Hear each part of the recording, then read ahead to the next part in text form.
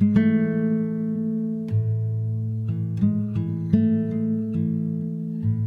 my name is Justin, and I am an addict. And thanks to my God, the steps, and the fellowship of other addicts, I am sober one day at a time since June 19th, 2015.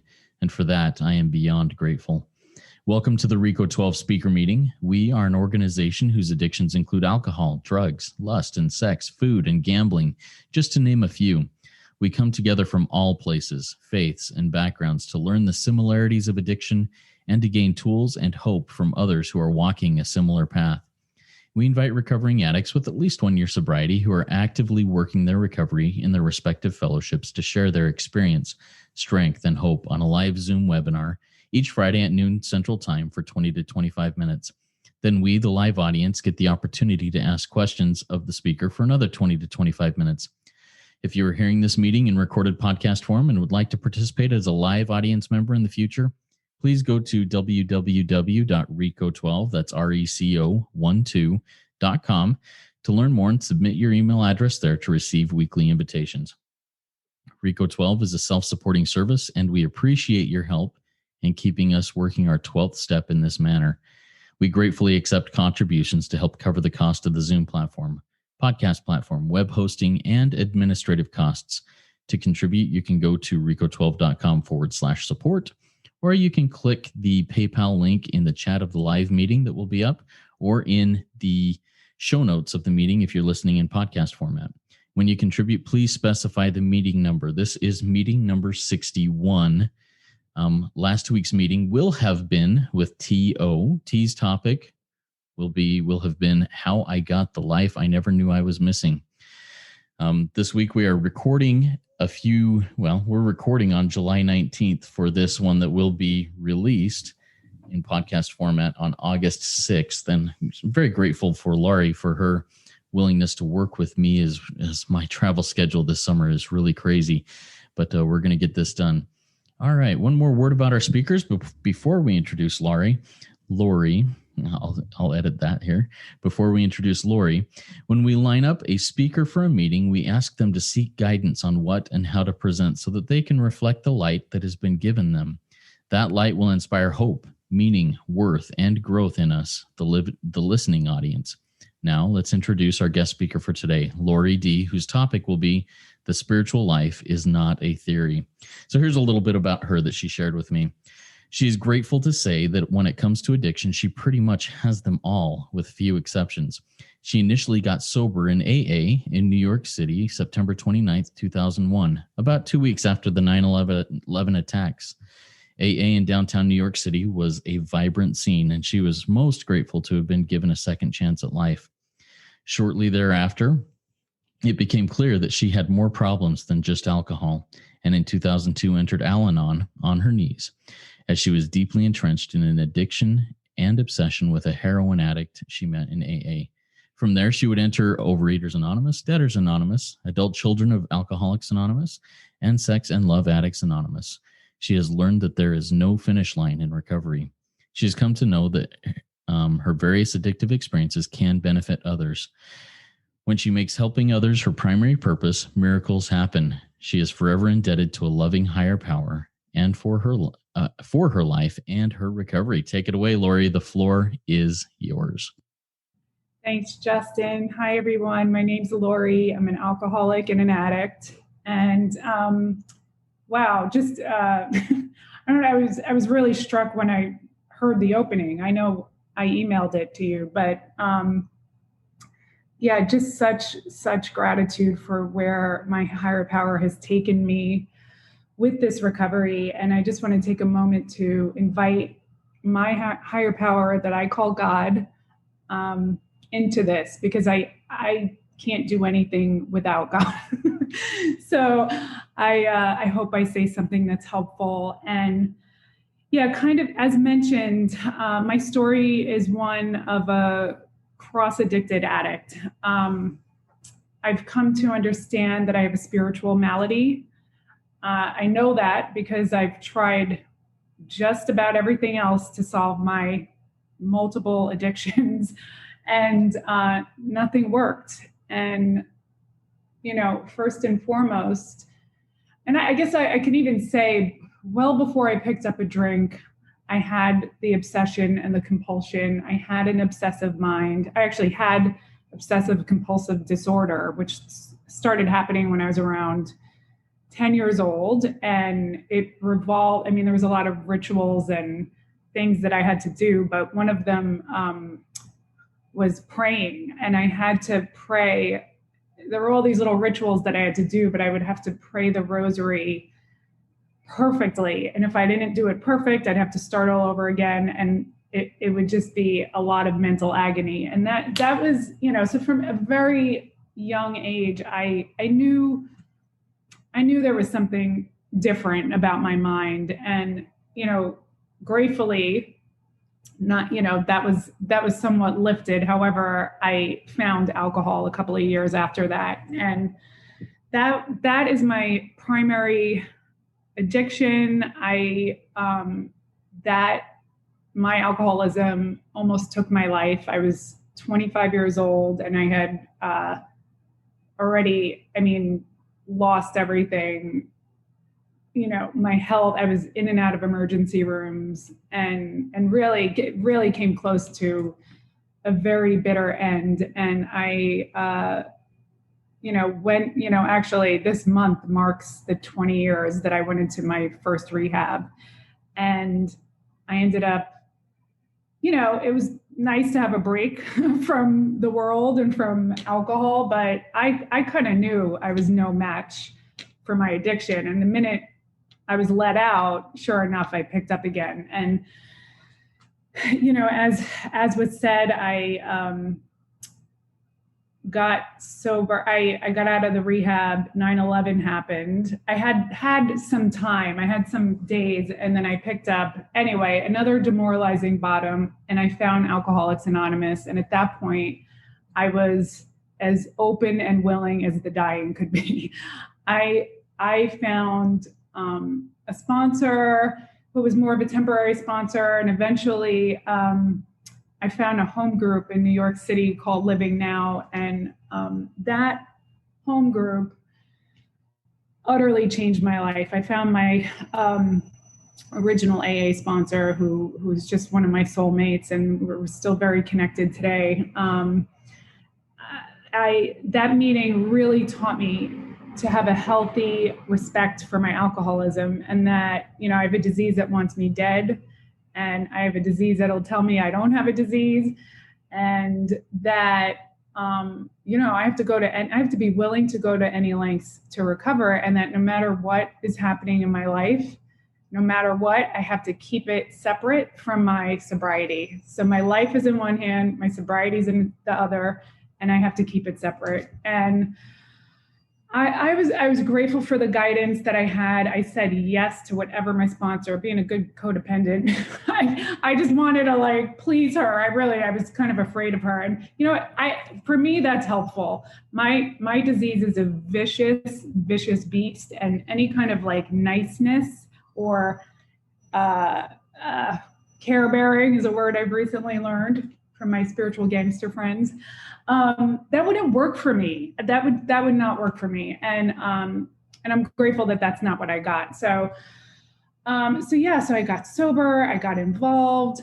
And then, very shortly after, I realized I learned the hard way. I had more problems than just alcohol. I started dating, I was 25 years old. So most of the relationships I had were with people in recovery, since my whole life was surrounded by recovery. And I got involved with a heroin addict. And my sponsor was like, "You're obsessed with this person, and it's all you do is talk about them, and I can't deal with it. Go to Alanon." And I went to Alanon, on my knees. They didn't, I don't know if there was, I'm sure there was SLAA back then. I don't think it was a big group. I don't think it was what it is now, at least to my knowledge, but I kept coming back, and that program really showed me that, I'm powerless over my own disease, let alone someone else's addiction. And that level of insanity to think that I could actually control or manage someone else's addiction is wild to me now, looking back. That is a hopeless case. And what I also know now is, to the extent that I'm focused on what somebody else is doing, or if something somebody else does bothers me, I have to look in the mirror right away. And a lot of it, there's been some heartbreak along the way. I've dated multiple addicts, and I had to accept the things I cannot change, and come to the, realization that I have to change. Sometimes changing the things I can means I have to walk away from somebody I love and allow them the dignity of a bottom and their own experience with a higher power, because I'm not it. And it's a delusion that and interesting how I can often forget that. So Alanon has also been a really instrumental part of my life. Shortly after that, issues around food, a lot of mental obsession about my body image, food in general. I came into OA binging my face off, eating food out of the garbage that I just threw away 10 minutes ago, restricting, starving, over-exercising, you name it. Again, I have to have very loud experiences to get my attention. None of my, I'm very grateful for the bottoms I have now because life is trying to get my attention, and I needed help with that. And, even well-meaning people in AA were like, oh, that'll straighten out in a couple of years. And that was not the case. It was a progressive thing for me. It kept getting worse. I worked that program diligently for years, turned my food over for a number of years. It's been, I have a lot more freedom than I ever had around those issues, and yet they never go away. I still will always have them, and I will always need a higher power, and I don't do any of that, particularly food. I don't do it perfectly. Shortly after that, it was revealed that my higher power, I needed help around money. I was struggling with that too. Anything to get a hit. I was compulsive spending. I was, obsessed with appearances. I'm in an industry that kind of supports that, but it was also, my life was becoming unmanageable yet again. And I have that loving sponsor. She was like, can't help you there, go to DA. And went to DA, got very involved in DA, and also it's very spiritual program. God truly is in the numbers, and working the steps around those issues. It was incredible, the amount of cry. I mean, I never cried more in my life. It touched on such issues of worth and value, and and then doing my numbers, I had such an incredible fear of financial insecurity. I was always afraid I was going to end up in the street. Real distortion around that. Afraid to open the mailbox, not knowing how much I cost, just vague. What's coming in, what's going out, how much do I earn? I didn't know any of it. And it's a program that taught me to be self-supporting through my own contributions. I'm not borrowing, I'm not dependent on anybody today. And, I found ACOA as another program. There are points in recovery where I felt overwhelmed, like, why is God punishing me? Why do I have so many problems?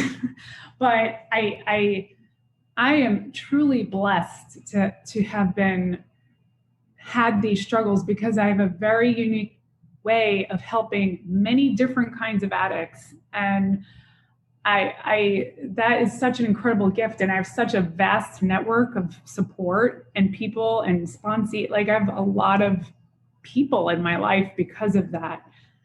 I did, there was a point actually, to me, it's been removing layers of the onion. I've had a lot of buried trauma. I think a lot of us come in here, with that. And that was revealed in a fourth step that I had done in DA, which then led me to ACOA. And I was looking at just identifying the laundry list traits. And there's a lot of like inner child stuff with that program. And I had to, that was helpful for a while. I think, I know for myself, I have to watch self-pity, and I started to feel like I was hearing a lot of that, and there just wasn't a ton of solution. And again, I'm not the type of addict who can afford self-pity for too long. And I did work that program, with fellow I liked the idea of the fellow travelers doing steps within a group of people. Lastly, that's, the current program, about 5 years ago, recovery, like I was on my fifth, I had 15 years sober. And I had this, I had a big breakup in my life. I ended up having this very dormant, because I had not really struggled with a lot of issues around relationships, because I was in a relationship. So I thought that like I was fixed. I'm like, oh, I'm capable now. I know how to do relationships. And it was a healthier relationship, but nothing like a relationship to reveal a lot of wounding. And there was something about that particular breakup that when I had 15 years sober, I was having suicidal ideation. I was very terrified by this. And so I say that because I say that to somebody who has, maybe not a lot of time, or like I did, a lot of years. And I was really judging myself, like, why am I here? How did this happen? And it became like a crisis of faith too, where I was mad at my higher power, because I'm like, how could, after all the work I did, how could you lead me to this after everything? And I was in a dark place. And I do think that's a part of recovery too, in that we just have to stay vigilant and stay involved, and and not leave. And I had a lot of days on my couch where I couldn't motivate myself, and a lot of the things that I was doing in the past weren't working, and I didn't really know why. So I knew, again, I had to just hold on to my recovery seat. Like, I just have to keep showing up and keep working with others. And I was eventually led to SLAA. This was the only program I had resistance to was SLAA, because, and funny, it turned out to be the one I probably needed the most, maybe aside from AA, of course. I was married to a sex addict, and it was a very abusive situation. And I, being a good Alanon, of course, was like, he's the sex addict. Like, I don't need SLAA. Like, that's crazy. That's the one program I know I don't need. And I've experienced such a healing there. And it was so much more than I could have ever like bargained for. And I took the suggestions. I did the suggestions of that particular program. And I went into a true withdrawal, and it was a very powerful, very painful experience. And to kind of speed that up, I had hit like a plateau in that program, and I was, and then the pandemic happened. I had felt, all the meetings had gone online. I had felt that I was like, wow, I don't hear any recovery here. And I was starting to slip into this place of self-pity again, as well as things in my life not going the way I wanted in that department. And I felt like I'd put all this effort, and, where's the evidence and where is God? And I was falling into that dangerous place of self-pity. And, I had a guy friend of mine who I know very well, and he told me about this Toronto based group, which I feel like I could even cry just talking about it, because what I heard on these meetings, and these were the spiritual gangster meetings, was so much, oh my God, it just shook me out of my sleep. I was like spiritually asleep, and for a little, thank God, not for too long, because I try to never really, I know I can't afford to go far away from this recovery, but I went on the Zoom and I saw Nikki, who I know, who has been on this meeting, and I just saw her energy and her life, and kind of yelling into the screen, and it just like, I don't know what it was. It snapped me out of it. And I had been praying for a miracle. And I was praying to God to like show me some people who were doing this better than me, because I can't be it. I was in meetings where I had the most recovery prior, and I felt like I was having feelings of like wanting to die. And I was like, if I'm doing the best in this room, this ain't good. And Nikki, I was very drawn by that energy, and also that strength. Because again, I'm the type of addict, I need it. I need to hear it straight. I need a straight message like that. And it whipped me into shape. I got a beautiful sponsor in that program who's been such a blessing for me. And, it's been a really beautiful experience to witness an altruistic movement on Zoom, the way that I see it happening here, where service is at the very forefront. It's the primary, it's what the original Big Book primary purpose is, to help another. And I had never like fully gotten away from that, but I was a little like slacking. Some of my sponsees were like friends that I've had for years. We weren't really like doing anything. And this work, is ongoing. Like there is no coasting in recovery. That is my experience. There is no coasting. And also I'll just say like, the focus and the emphasis on the Big Book. The Big Book is the original cure, the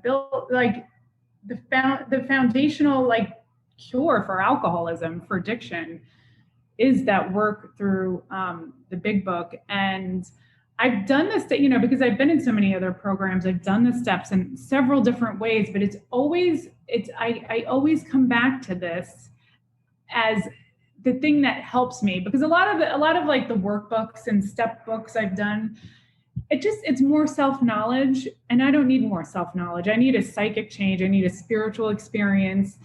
So it's been great to go back to this book and to meet people who know that book. Like I thought I knew that book and, they can talk about that book in such a beautiful, eloquent way that I'm really able to hear. And I think like, I can also say too, like having these moments of like, especially when you're around for a while, thinking you know it all already.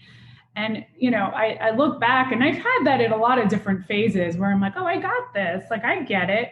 And it's one thing to like understand a message when I hear it. And it's another thing to really have this be an embodied, integrated experience that I'm able to carry out into all my affairs. And this program, and I think, and Cameron, I know, has also been on your podcast, and I love this workbook, and I love that fifth column. And to me, that has been revolutionary. Who am I being? How do I amend these, liabilities that I discover in the columns and in my 4-step columns? And how can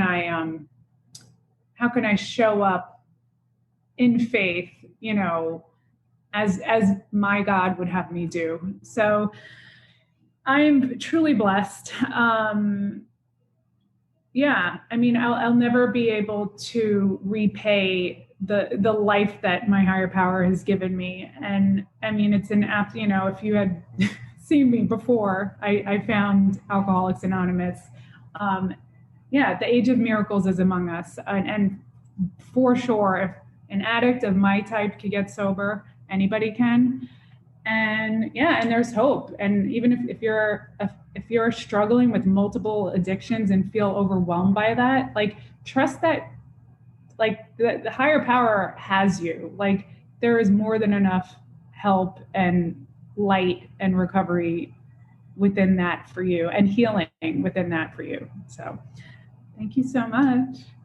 Laurie, I loved I loved a lot of what you did there, but one of the closing phrases you said, the age of miracles is among us right now. What a beautiful thing. And I get all of us here get the opportunity to witness that in the lives of those that we serve with and work with in these rooms of recovery. And if anybody tells me that miracles are a thing of the past or a myth or whatever, I just have way too many proofs that show that that is not the case. And thank you for sharing that and bringing that phrase to my attention. That's something I am going to paste right here on my wall in front of me. Good stuff. Thank you. All right, Laurie. So before we get moving forward into the Q&A portion of this, I just want to remind our live audience to ask any questions of Laurie. Please type them in the Q&A link at the bottom of your Zoom window. It looks like two speech bubbles over the top of each other. I have written down several questions here that I will be asking more or less as other questions come in. But I'd like to start off here, Laurie, with a question that just jumped out at me. When you were talking about your experience in ACOA, you talked about self-pity. And I want to ask you a question about that. Self-pity versus self-awareness or honesty. What's the difference, and how do you acknowledge trauma, we'll say trauma, without dwelling on self-pity? What's one way that you do that? That's a really good question. I think for me, I think first I had, my experience in that program was, first I had to face the trauma. And there's a very real and valid time to feel the feelings of that. I think it's more when I start to drift into some kind of morbid reflection and I get stuck. Like that's when I know I have to shift something, because that does not serve me. And I don't think that that's what's intended either. And I don't think that's what the program intends. That was also just something, and maybe it was just a couple of the meetings I was attending, I was just hearing a lot of focus on being a victim and not, which in a very real way, that is true. Like, I think those who find themselves in that program have suffered terrible tragedy and victimization. I know that, growing up in an alcoholic home, I don't think you can evade that.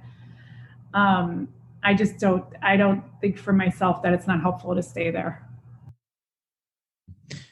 Thank you for sharing that. I also agree with that. Feeling those feelings is important. Getting out of being a victim is vital, in my opinion. All right, a question from Nicholas. What did your psychic change or spiritual experience look like? And then a follow-up to that, how do you maintain that psychic change? Okay, so my first experience with that was that bottom that I had after when I had relapsed after 9/11. And there was a point, there was a turn in my thinking where I unlike any time before prior to that, where I was willing to completely abandon myself to the direction, like good orderly direction. I I was willing to do anything, and I think at that point it just happened. I mean, it wasn't anything I did. I think it was just the willingness was the key, and that opened a door which shifted my thought life around. I no longer had reservations about trying about like being able to manage that addiction anymore, and therefore I just so I think it's just about being open and willing, and then the change kind of happens, without effort on my part. I think it's more of an experience of grace that is available to all of us. Yeah, thank you, Laurie. A little bit of a follow up to that with the psychic change, the connection with the higher power there. How has your perception of your higher power changed from the beginning of your recovery until now? What are some things that have evolved or changed in your perception of your higher power?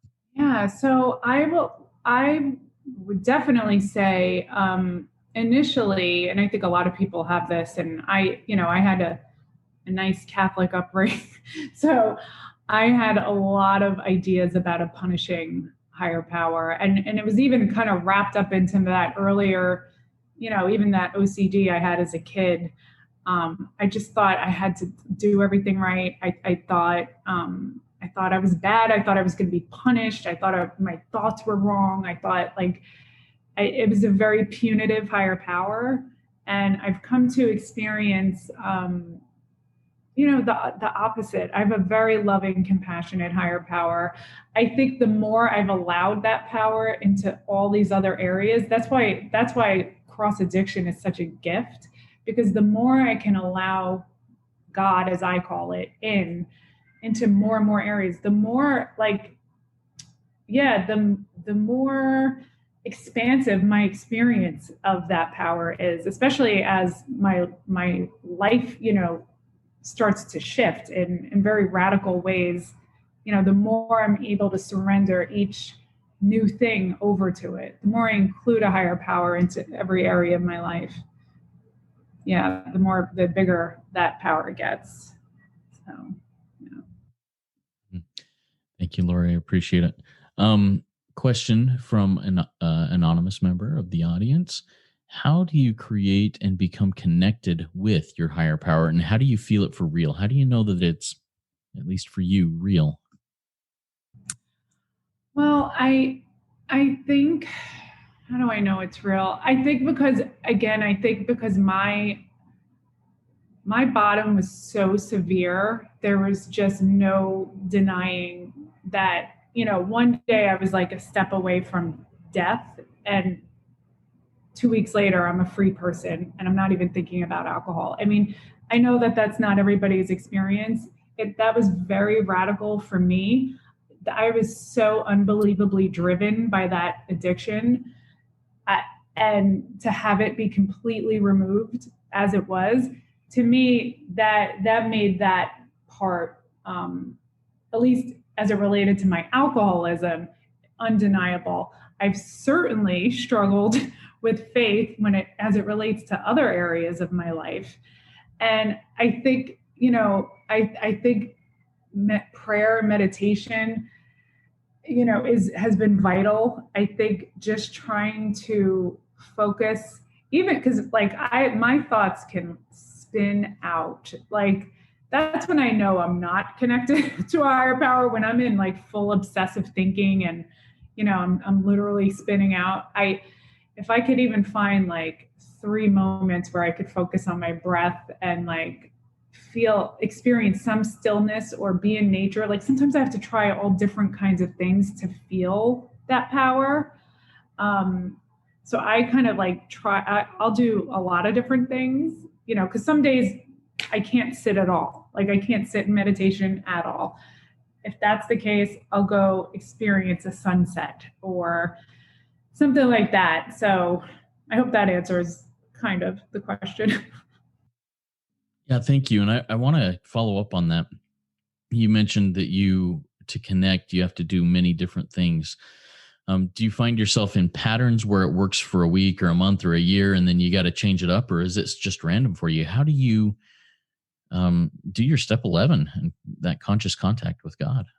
Yeah, no, I've had I had years where that was much easier than it's even been in the last 5 years. And I think what can sometimes happen, as an addict, I know a big feature of addiction is that I'm self-centered to the extreme. So sometimes I'll sit there in meditation. I'm just going to start obsessing about myself, my problems, myself, what I'm doing in an hour, what happened yesterday.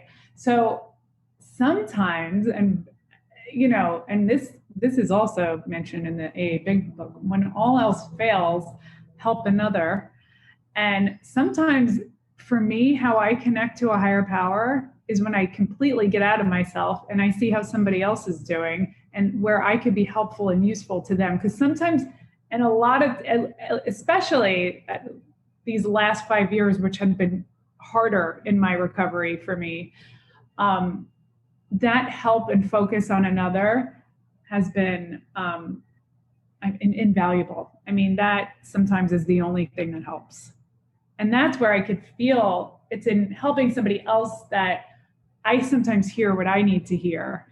And I can't think that for myself, but that can come through when I'm considering somebody else and my attention isn't just on me. Yeah, so I find this really interesting, and I think it'll be helpful. I hope it will be helpful to many. I mean, you've been actively working steps in recovery for nearly 20 years now, correct? Yeah, nearly. Yeah, and you just said that the last 5 years have been pretty difficult. For somebody who is either just coming into the program, maybe has a year or two, few months of working recovery, maybe sobriety, how are you able to share that your experience, strength, and hope, the hope in there, in some of the difficulties that you're experiencing 15 plus years into working recovery? Sure. Well, I think it's a good question, because I think I had a fantasy that as soon as I got sober, life was just going to be perfect. I wasn't going to have any other problems. I wasn't, I was going to, everything was going to work out financially and romantically. And, I was going to be perfect. I think perfectionism was always something I have that kind of mind. So, nothing that I've ever been through, my worst bottoms in recovery have produced the most gold. I guess that's what I would say from that. I have new levels of peace that I didn't even know that were possible. And, in the midst, and like recovery is a process. So even though I've had a lot of dark spots, I don't think I think we all go through that. Like life keeps on lifing, as they say. I have all this sober reference, that it's all okay, that, and also like it's also a way for me to continue developing my step 3, like my trust in a higher power, that a higher power has my back, is there for me no matter what, and will always be there for me. And I may forget that sometimes, but I do. And like, also just like, I think working with newcomers, you really see how far you've come. So even when you feel like shit and you think your life is a mess, you can help somebody else, and then you realize like what a miracle you are. And you realize what God has done in your life, because, even when I was newly in recovery, my life had turned, everything got better when I stopped, dumping poison into my body, like things, so it's also like my standards are higher. I have an abundant life, and I have been, life continues to get bigger no matter how much I struggle. And so I kind of I guess I also see that as well, that like, you know, things can, yeah, like all, if anything, like my bottoms have been the best thing that ever happened to me, because they're always healing something new in me. I'll just say this too. This has been a very important, and I didn't mention it before, but like something that came through my SLAA recent step work is this forgiveness around my past, like my family of origin that I blamed for, everything, being an addict, having trouble in relationships, all my issues. And it's like to come to a place of freedom from, my past like that, I think is also just another tremendous gift of recovery. Very good. Thank you so much. So, and I think you talked about all of your different bottoms being mines for, experience, for additional gold mines, basically. Um, and you are and have been part of many different fellowships, and experienced bottoms in many different addictions. What are the similarities between those fellowships and addictions, and what are maybe some of the differences in how you experience those? Well, I think a lot of, certainly what they all have in common is that they're all part of a spiritual malady. And that, it's also, and a lot of them, at least for me, like were also, obsession was like a huge feature. So, the problem centers in my mind. It has a lot to do with my thinking. I happen to be a very allergic person, like the body allergy that the big book talks about. That's why I've had a lot of different issues around food, caffeine, sugar. I'm that allergic type that the big book talks about. And then I also had that when it came to shopping. Like I was a compulsive spender. I would go on benders. So like it was easy. It kind of was easy for me to see like, oh, here we are again. It's the same thing. I'm driven by a compulsion. I can't control it. I'm obsessed, and like I'm powerless. I'm like, and I guess that's like the one, I guess that's what made each like new addiction, new to my awareness addiction, easier, was that I was like, oh, I've been here before. Oh, this again. This is just it again, just in another way. And then how great that I get to avail myself of new people who might have a personal experience with that addiction that I can then later help somebody else with. No, so I really like that. And one of the phrases you said, "Oh, here I am again." And then you said, "I get the opportunity now because I'm at this, in this obsession, this compulsion place of having to act out in whatever this is. But I get the opportunity to meet others who have been here and done this and can help me so that I can help others." When you get there to that place of, well, here I am again, of powerlessness, do you struggle with feeling hopeless at that point, or is it more powerless and let's seek the solution here? I think I had always felt hope. The one time where I think I really struggled was around like this 5 years ago mark with the SLAA stuff.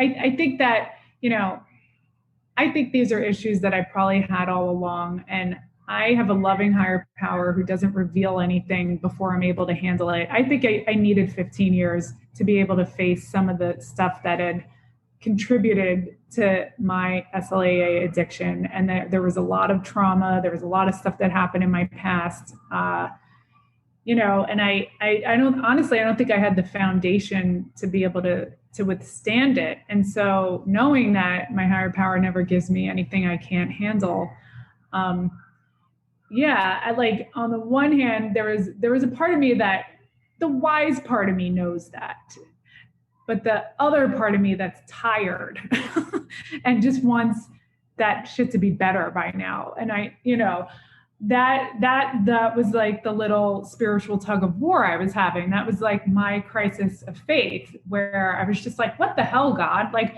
And I thought too, because I had a lot of self-awareness, I had a lot of self-knowledge. I'd spent thousands in therapy, and if you're familiar with Cameron's workbook, it talks about the logs.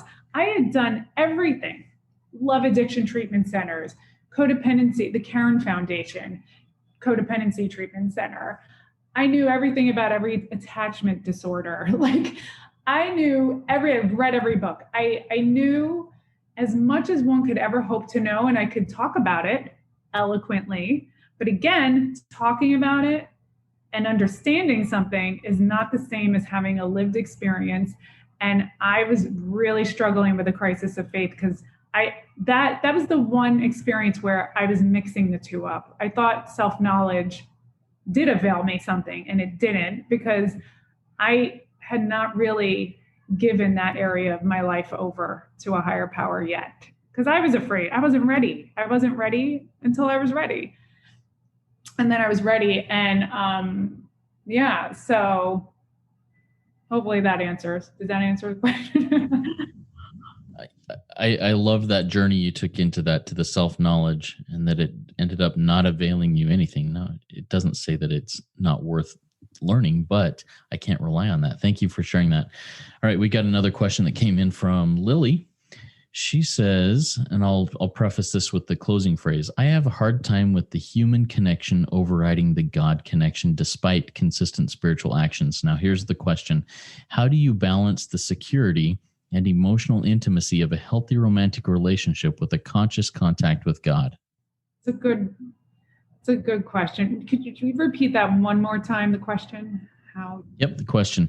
How do you balance the security and emotional intimacy of a healthy romantic relationship with a conscious contact with God? Okay. So, to be honest, so I entered SLAA and I've been sober dating. So I haven't had an actual relationship because I've been trying to go on dates while, doing just that, like because this was an area where I guess that's what I discovered. I really did not have a higher power. Like when I would go out and interact with men, I was doing it my way. I was looking at the flags and sweeping them under the rug. I did not want higher power involved, and like that was hard to admit as somebody who thought they were so spiritual. That has been the work in SLAA for me, is to go on a sober date without it turning into anything physical, and being with the quiet and the discomfort of being in a sober situation, sitting across from another human being, not an object, not a sexual object, just another human being, and feeling the feelings that come up around that, and going home. So in my experience, it's been a couple of years. I have not been in an actual relationship because I haven't felt the guidance of a higher power that said that those would be the appropriate person for me. So I think it's a lot of work. So with that, Laurie, are you okay if I dig here a little bit in a personal manner? That's fine. Okay. So how frustrating is that for you, that your dating relationships have been less than what the former you would have been satisfied with? Do you find contentment in your dating life at this point, or do you feel like there's emptiness because you are choosing to do what you call sober dating? Yeah, no, it's a great question. And to be like fully honest, a lot of it has been very difficult. It's been challenging, and I think what it's done is it keeps me closer to the program, because the big book tells me that acceptance is the answer to all my problems. And a few times people had said that to me and I would just rail against it. I was like, I don't accept it. Why did my qualifiers get married? And I'm doing all this work. And so to be fully honest, no, I did not always handle it gracefully. I think it's been very disappointing in a lot of ways. And yet I'm past the point. I mean, I'm so grateful for this too. This in itself is a huge miracle because I am in acceptance for today. For today, I have acceptance of my situation. I feel I continue to show up to dates. I continue to learn and grow from the experiences of these dates. I'm learning a tremendous deal about myself because I'm not doing anything to distort my my truth and my perception. I'm not using people to get a hit from them. I'm not doing that. So I'm learning a lot about what dating feels like and just like what it's like to actually connect with people in a more human way.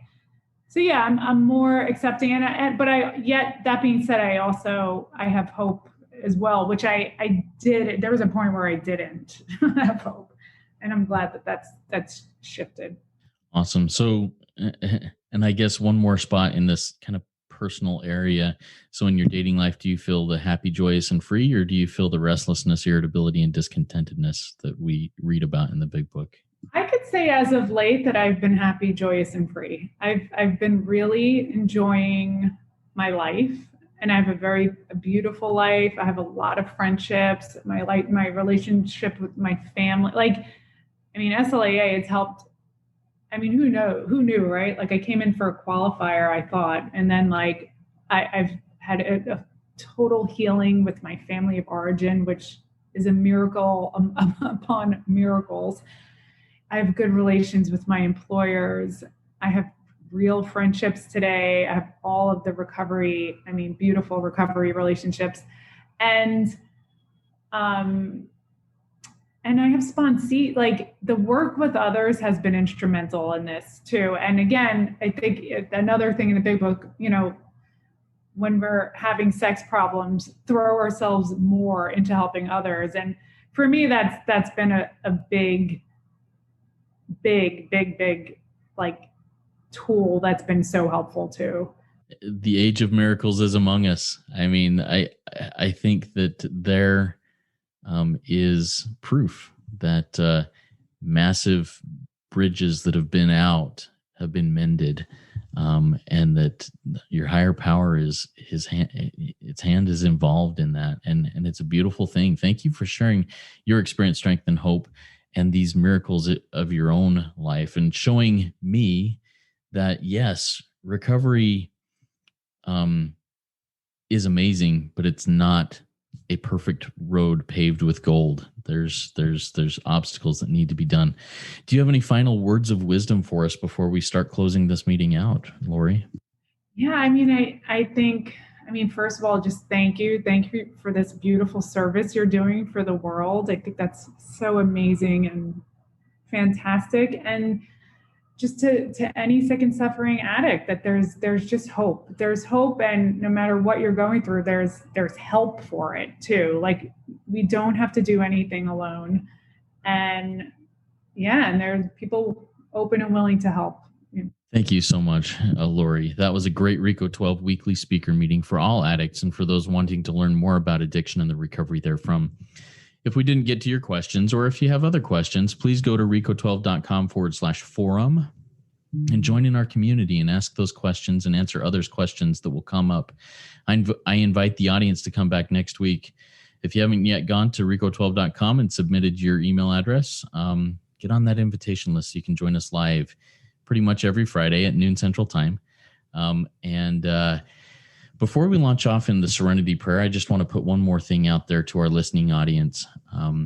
RECO12 is booked out through September with guest speakers. But if you are someone who, as you've listened to some of these stories, who has a story to tell, who has experience, strength, and hope to share with people, and would love to to participate, we would love to book those. And I'd love to have a conversation with you and see if it's something that would work out for a future RECO12 speaker meeting.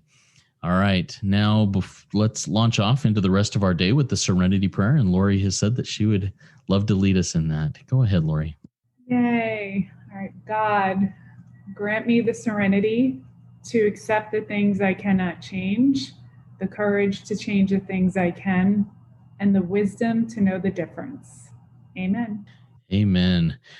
Keep coming back, everybody. It works when I work it, so work it. You are worth it.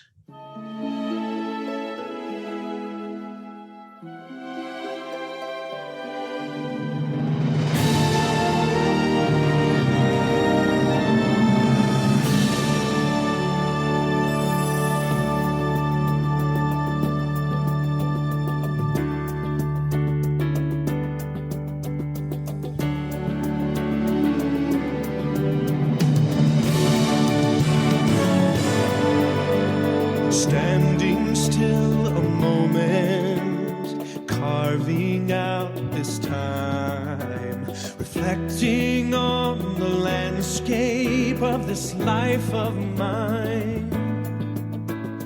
Peaks too high to conquer, streams too wide to cross, troughs too deep to walk through without incurring loss. Yet here I am, still standing tall, despite the rough terrain. One like me survived the storms and walked through wind and rain. Still standing, I will fight the good fight, still searching for glimmers of light, feet still on the ground. I can still be found, standing still.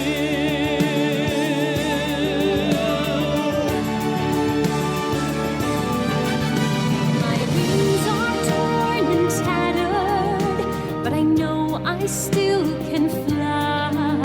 I may not soar unfettered, I may not rise too high. Recorded in the book of life and binded with a seal that I am bowed and broken, I am standing still. Only God knows where the path of life will yet lead me. I do not even ask to know, I do not need to see. It is enough to know that I'm loved and not alone. And with those truths, I thankfully march into the unknown. Still standing, I will fight the good fight. Still searching for glimmers of light. Feet still on the ground. I can still be found. Still standing, I will fight the good fight. Still searching